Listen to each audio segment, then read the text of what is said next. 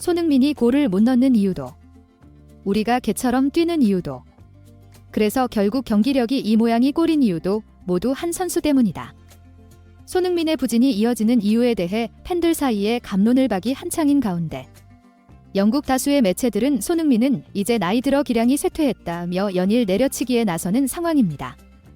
이 주장에 대해 영국의 축구 전문 방송 BBC의 매치 오브 더 데이는 손흥민이 골을 넣지 못하는 이유는 바로 이 선수 때문이라는 전술 분석을 해 많은 팬들을 충격으로 몰아넣고 있습니다.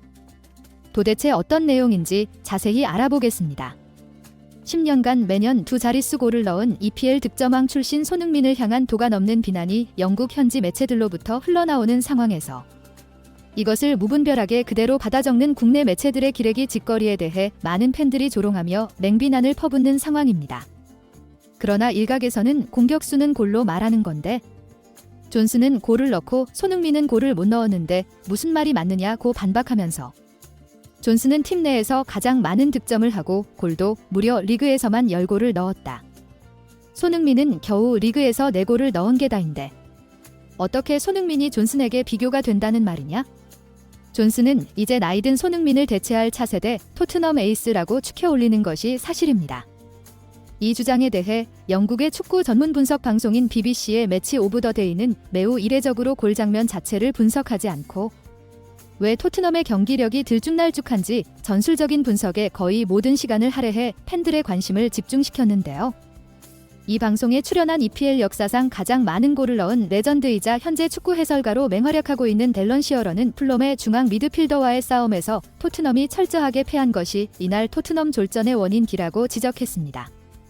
이 같은 분석과 주장을 접한 몇몇 전문가들은 BBC의 전술 분석은 매우 많은 것을 시사한다고 말하면서 토트넘의 중앙 미드필더들이 풀럼 미드필더들과 중앙 싸움에서 밀리는 이유는 바로 한 선수가 저지른 만행에 가까운 산책 축구를 메우느라 체력을 거의 모두 소진해 손흥민에게 볼을 운반할 힘이 없어졌기 때문이라고 말했습니다. 이들은 0대0으로 양 팀이 대치하는 전반 41분경 상황이다. 전반전이 거의 끝나갈 무렵이기 때문에 토트넘은 홈에서 치르는 경기에서 반드시 골을 넣어 전반전을 1대0 정도로 앞서 나가야 경기를 쉽게 풀어나갈 수 있는 상황이라. 공격수들이 전방에서 적극적으로 압박을 하며 상대를 궁지로 몰아넣어야 하는 상황이라고 말했습니다. 이 상황을 정확하게 인지하고 있는 손흥민은 최전방에서 풀럼의 골키퍼인 레노를 압박하는데 레노는 손흥민을 인지하고 공을 잡아 반대쪽에 있는 동료 수비수에게 공을 넘기려고 한다고 말하면서 이때 이 자리에 있는 존슨이 경기에 이기기 위해 초집중을 하고 있었다면 레노가 팀 동료에게 패스를 손으로 주려는 이 움직임을 주의 깊게 보면서 이렇게 레노의 손에서 공이 떨어질 때 전력으로 뛰어 공을 커트했어야 했다고 말했습니다. 손흥민이 앞에서 압박을 하는 제스처를 그냥 하는 게 아니다라고 말하면서 손흥민은 당연히 공을 뺏지 못하는 상황이기 때문에 자신이 압박을 하면 2차 압박을 동료들이 해주길 바라고 이런 이타적인 팀플레이를 하는 것인데 이 상황을 잘 보면 레노와 상대 수비수와의 거리가 존슨과 상대 수비수와의 거리와 거의 비슷하고 그렇게 멀지 않다.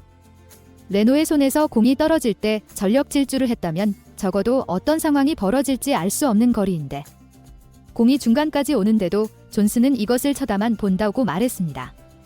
뒤늦게 스타트를 끊지만 이미 상대 수비수에게 공이 넘어가고 이것을 본 존슨은 뛰다가 말아버리면서 멈추는데 상대 수비수는 마크맨이 붙지 않은 동료에게 패스를 넣고 이것을 본 오른쪽 풀백 페드로 포로가 매우 늦게 팀 압박을 해서 토트넘 오른쪽 수비 뒷공간을 완전히 내줘 버린다고 말했습니다.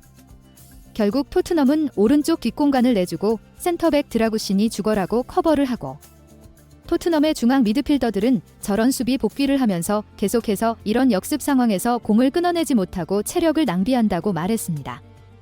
이 설명을 들은 몇몇 추갈못 팬들은 축구를 하다 보면 당연히 공격과 수비를 하면서 오르락 내리락 하는 건데 이게 왜 손흥민이 골을 넣지 못하는 것과 무슨 상황이 있다는 거냐고 날선 반응을 보이면서 못하면 못한다고 객관적으로 말을 해야지 너무 포장을 한다고 반박하고 있습니다.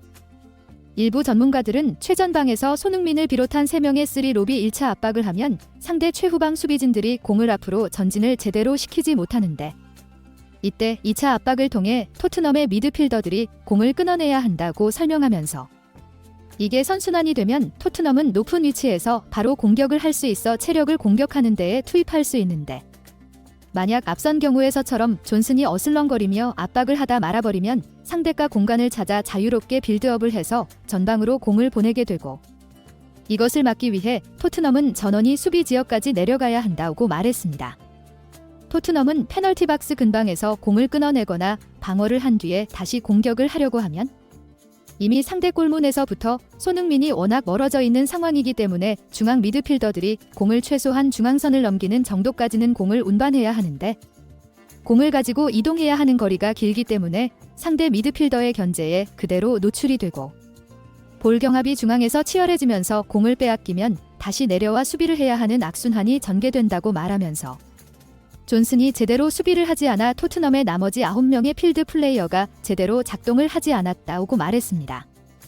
또 다른 전문가들은 이런 것을 보다 못한 손흥민은 중앙까지 내려와 결국 공을 받는 미드필더 역할까지 하게 된다고 말하면서, 존슨의 선제골은 손흥민이 혼자 북치고 장구친 것이라고 말했습니다. 손흥민이 중앙까지 내려와 공을 받는 장면이다라고 말하면서, 손흥민은 메디슨으로부터 공을 받자마자 앞에 있는 존슨에게 패스를 주는데, 상대 선수가 손흥민을 팔로 밀치면서 그라운드에 뒹굴어 버린다고 설명하면서, 이 상황에서 존슨은 공을 받고 앞으로 치고 달리는 선택을 해야 하는데 왜 그런지 뛰지를 않으면서 반대쪽 베르너를 찾는다. 그러나 이 상황에서는 베르너가 접근할 수 있는 거리가 아니기 때문에 자신이 치고 달려서 공을 상대 골문 근처까지 최대한 운반했어야 하는데, 여기서 공을 잡고 전진을 하지 않으면서 동료들의 합류를 기다리며 공격 템포를 다 죽여버린다. 믿을 수 없을 정도로 축구 센스가 부족하고 게으른 선수라고 비난을 퍼부었습니다. 그런데 놀랍게도 이 상황에서 등장하는 선수는 다름 아닌 손흥민이었다고 말하면서, 앞에서 분명히 상대 반칙으로 인해 그라운드에 쓰러졌는데, 손흥민은 어느새 일어나 공격진에 합류하면서 존슨의 공을 받아주면서 공격 템포가 다 죽어서 공간이 오른쪽에 없는 찬스를 기적처럼 살려내는 기점 패스를 한다고 말했습니다. 손흥민은 오른쪽은 상대 수비가 이미 자리를 차지하고 있어 공간이 없다는 것을 판단, 왼쪽에 있는 메디슨에게 패스를 연결한다고 말하면서, 이 패스를 본 상대 풀럼 수비진은 메디슨 쪽으로 중심을 이동하면서 토트넘의 공격이 오른쪽이 아닌 왼쪽으로 전개가 될 것이라고 판단하는데, 메디슨이 베르너에게 공을 연결하자 풀럼 수비진들은 모두 베르너 쪽으로 이동을 한다. 이렇게 되면서 반대쪽에 있는 존슨이 완전히 노마크에 놓이는데, 이런 상황을 만든 것은 손흥민이 반대 전환 패스를 하기 위해 공을 받아서 전개했기 때문이라고 말했습니다. 이 분석을 접한 일부 팬들은 토트넘의 미드필더들은 손흥민에게 패스를 연결하고 싶어도 존슨의 수비 구멍과 공격 구멍을 메우느라 엉뚱한 곳에 체력을 다 써버려 경기 내내 정말 화가 나고 짜증이 났을 것이라고 말하면서, 미드필더들이 못하니까 손흥민이 나서서 존슨의 선제골을 다 만들어서 떠먹여줬는데, 이걸 모르고 추갈못들은 손흥민이 못한다 비난하고 있다고 일침을 가해 많은 팬들의 고개를 끄덕이게 했습니다. 구독 및 멤버십 가입은 매일 더 나은 영상 제작 열정을 타오르게 합니다.